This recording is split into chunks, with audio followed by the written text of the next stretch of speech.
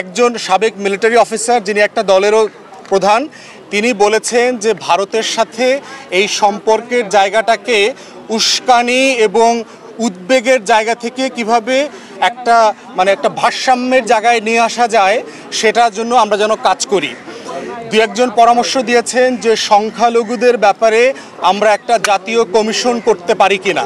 একটা জাতীয় কমিশন করলে গত 53 বছরের যে বঞ্চনা এবং 16 বছরের বিশেষ করে সংখ্যালঘুরা কোন কোন জায়গায় আহত হচ্ছে, বঞ্চিত হচ্ছে, এটার গল্পটা কতটুকু এবং সত্যতা কতটুকু অতটুকু বের হয়ে আসবে। দু একজন পরামর্শ দিয়েছেন রাজনৈতিক দল থেকে যে সরকারের বিভিন্ন রাষ্ট্রে যে অ্যাম্বাসিগুলো আছে সেখানে যারা কর্মরত আছেন তারা এখনও আগের আমলের ফ্যাসিবাদীদের দোসর, তাই ওই সকল রাষ্ট্রে বাংলাদেশ বিদ্বেষ ঠেকানোর জন্য যা যা করণীয় দরকার সেগুলো এখনও করছে না। সেক্ষেত্রে ওই দূতাবাসগুলো থেকে অফিসারদেরকে উজ্জ্ব করে দেশপ্রেমিক গণ অভ্যুত্থানের পক্ষের যারা অফিসার্স আছেন তাদেরকে এঙ্গেজ করা দরকার। এই যে আমাদের বিরুদ্ধে প্রপাগান্ডাটা হচ্ছে এটাকে যেন অ্যাড্রেস করা যায়।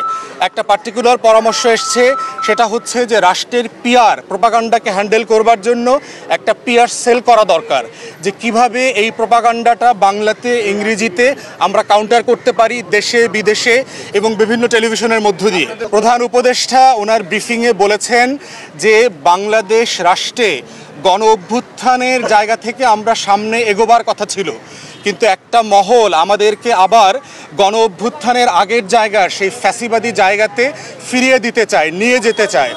আমাদের মতো একটা উদার প্রোগ্রেসিভ যারা লিডারশিপে আছেন তাদেরকেও তারা হিন্দু বিদ্বেষী, হিন্দুদের শত্রু, ইসলামিস্ট একটা রাষ্ট্র পরিণত হয়েছে, জঙ্গি রাষ্ট্রে পরিণত হয়েছে, এই প্রচারণাগুলো করেছেন।